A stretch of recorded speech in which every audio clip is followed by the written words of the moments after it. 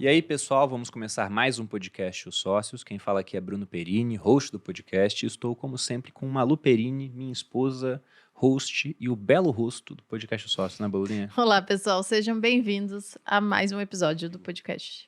Quando Alexandre era muito pequeno, o pai dele era Filipe da Macedônia. As cidades gregas estavam todas em caos, estava uma bagunça total.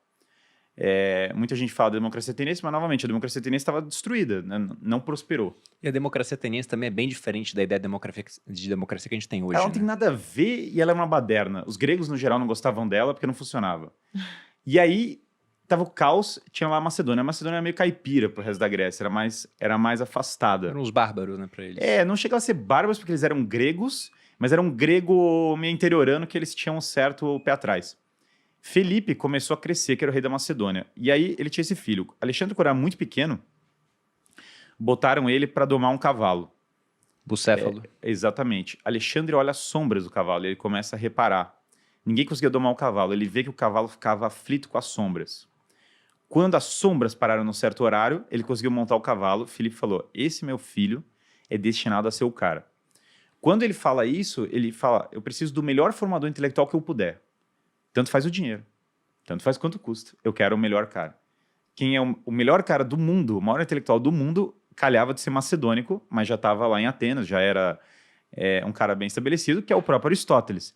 Felipe traz Aristóteles para ser o tutor de Alexandre. Imagina, Alexandre foi tutorado pelo maior cara. Para vocês terem noção de quem é Aristóteles, Aristóteles criou o estudo sistemático da lógica, a computação é derivada, as máquinas lógicas do século XIX beberam de estudos da lógica aristotélica. Ele é o Teofrasto, que é o aluno dele, mas ele é o cara que deu o primeiro passo, pai da biologia, portanto, indiretamente, o avô da biologia. Ele é o primeiro cara a sistematizar o estudo da política e das constituições, o primeiro cara a sistematizar o estudo da ética. Aristóteles é praticamente o pai da razão ocidental. Eu gosto também do fato de que ele foi o inventor do zoológico, digamos assim. Porque ele gostava de dar aula andando e passava, né, por jaulas com animais, com tudo. Ele também passava por um jardim botânico para mostrar as coisas. Era muito interessante. Só aproveitando que eu falei, quando você disse da questão da história ter sido feita por grandes homens, você me lembrou de uma frase do Harari. Se eu não me engano, ele fala isso em Sapiens. Ele diz que a história foi feita por alguns poucos indivíduos, enquanto o restante do mundo carregava baldes de água ou arava campos. Então, sabe aquela ideia das pessoas que falam, não, em outra reencarnação eu fui Cleópatra. Não, você estava arando o campo ou carregando balde de água, muito provavelmente, né? Porque realmente são poucos indivíduos que tiveram um papel incrível na história, enquanto a maioria está fazendo pequenas coisas, e a gente nem sabe o nome dessas pessoas. E eu falei da questão do Filipe ser um bárbaro, eu coleciono moedas, né? E eu tenho a moeda comemorativa de uma das vitórias, ele foi tricampeão olímpico, do Filipe II em 356 a.C. Ele ganhou uma corrida de cavalos.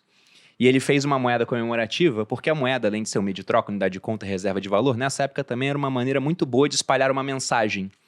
E os gregos não gostavam dos macedônios. Né? Mas a crença da época era, o cara venceu os Jogos Olímpicos, né? Provavelmente ele é favorecido pelos deuses, né? E ele começou a espalhar aquela moeda. Só que 356 foi quando ele ganhou os Jogos Olímpicos, também houve o nascimento do Alexandre, e ele ganhou uma batalha no mesmo período. Daí ele falou, nossa, 3 grandes vitórias num período tão curto. Isso era um bom augúrio, um bom presságio. E nessa época, 356, quando Alexandre estava nascendo, uma das 7 maravilhas do mundo antigo, ela teve seu fim, pegou fogo, que era o templo de Ártemis.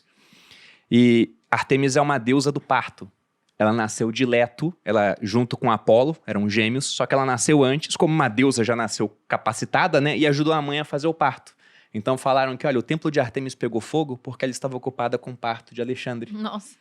Está em Plutarco, não estou inventando na minha cabeça, não. Porque é uma maravilha de ler, né? E falava, inclusive, que o Alexandre tinha, tipo... Alexandre era sinistrão. Desde o nascimento, ele estava predestinado a ser sinistro, pelo que o Plutarco fala, né? Ou simplesmente reescreveram isso após ele ser sinistro. Mas o Plutarco ainda dizia que até o suor do Alexandre ele tinha um cheiro bom. Que vinha do produto da cocção dos humores, né? Dizem que é exagero, mas fala a mesma coisa de mim, né, Boazinha? Ou seja, você aí então, que queria saber como que ser um bom líder, você viu que não dá muito, né? Se a gente usar esse exemplo de Alexandre, porque o cara já era predestinado, o cara já foi foda. Não, Fez foi... besteira também. Não, mas o cara É humano, foi criado e foi doutrinado por Aristóteles. É. A gente não tá, né? A gente até pode, né? Se a gente lê Aristóteles. Mas assim, mas na verdade, veja, dá para ser um grande líder, sim. Eu tô zoando. Não é só... Porque a gente não pode também criar a imagem que, assim, tudo bem, existem realmente pessoas excepcionais. Eu definitivamente acredito na excepcionalidade das pessoas, acredito que as pessoas são diferentes. Mas veja, o ser humano tem uma capacidade muito grande, se ele coloca a vida dele em ordem, de começar a crescer lentamente, Sim. incrementalmente nas coisas. Se uma pessoa começa a ser um grande líder, primeiro, da sua própria vida, já é um primeiro grande passo. Eu até brinco de um projeto de formação, que é, primeiro o cara começa a fazer exercício e se hidratar, sabe? Já é um passo... Começa a dominar o próprio corpo. Eu tenho essa frase, inclusive é uma frase que eu repito bastante aqui, que eu falo, o primeiro passo para dominar a mente é dominar o corpo. Segundo, a pessoa começa a formar a própria mente, começar a estudar, começa a ler grandes livros. Depois a pessoa começa a tomar o controle da própria família. Ela volta a instituir esse espírito na família dela, porque, sei lá, a família está quebrada, tem briga lá em casa, os filhos não estão obedecendo, tem um caos. Depois ela pode tomar conta da própria empresa. Tem muita gente que redescobre a própria empresa.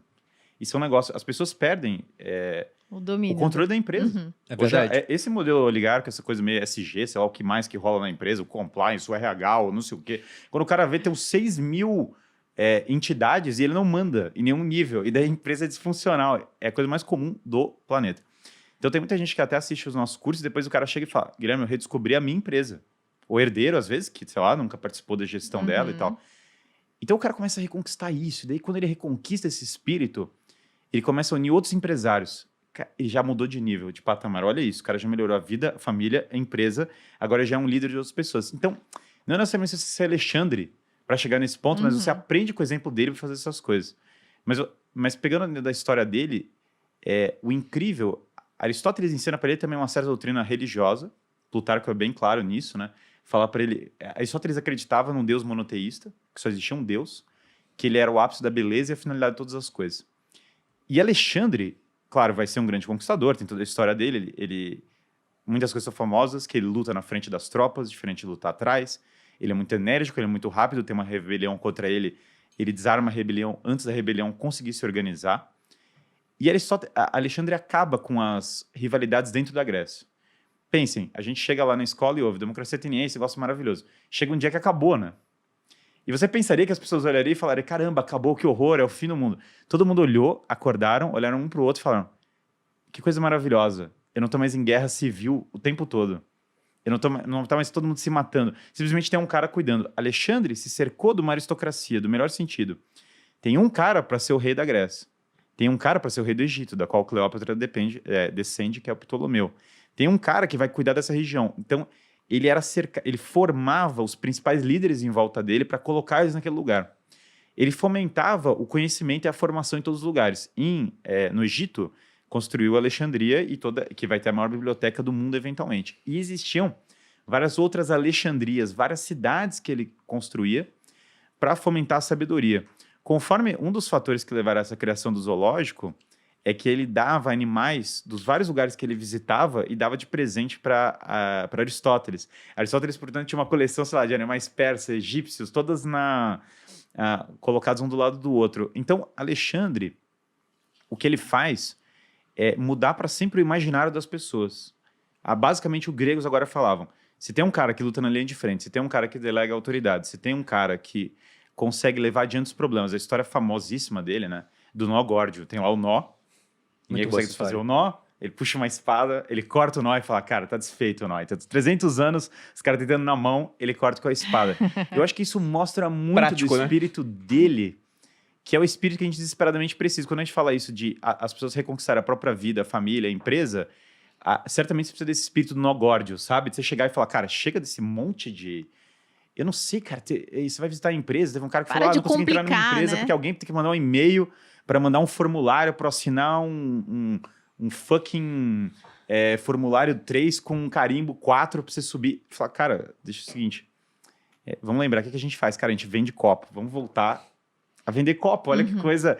E aí quando você começa a entender a finalidade, que era uma coisa clara para Alexandre, você começa a reconquistar muitas coisas na sua vida. Então, Alexandre, ele tinha também uma coisa que é maravilhosa para uma empresa, conquista perpétua, nunca parava. Depois que ele unifica a Grécia, os gregos param de se matar. Agora ele fala, vamos tomar a Pérsia. Cara, a Grécia tomar a Pérsia não chega a ser a mesma coisa, mas é tipo assim, o México falava, agora vamos invadir os Estados Unidos, vamos para cima, entendeu? É um treco meio fora do imaginário, assim, para as pessoas, porque o comum era o contrário, o comum era a Pérsia invadir a Grécia. O cara vai para cima. Depois que ele domina a Pérsia, agora vem o insano. E isso é fantástico, porque quando você para de lutar, as coisas começam a piorar, rapidamente. Tudo na sua vida, você para de começar a se desafiar, vai para aquele aburguesamento que eu falei, aí já começa tudo a piorar. Alexandre pega as coisas e fala, Índia. 300 anos depois de Alexandre, tinha moedas gregas na Índia.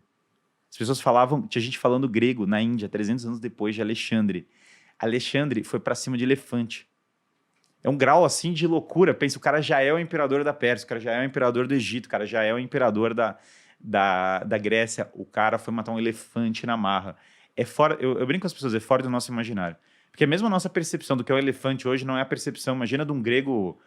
Que não conhecia aquele animal, por exemplo. Nunca viu aquele animal que tá andando a cavalo, que o negócio dele é uma lança e que chega e vai para cima do elefante. É fora do imaginário. Então, até o ponto, claro, que os soldados desistem de continuar, porque eles falam, cara, chega, eu preciso voltar para minha casa. Eu acho que esses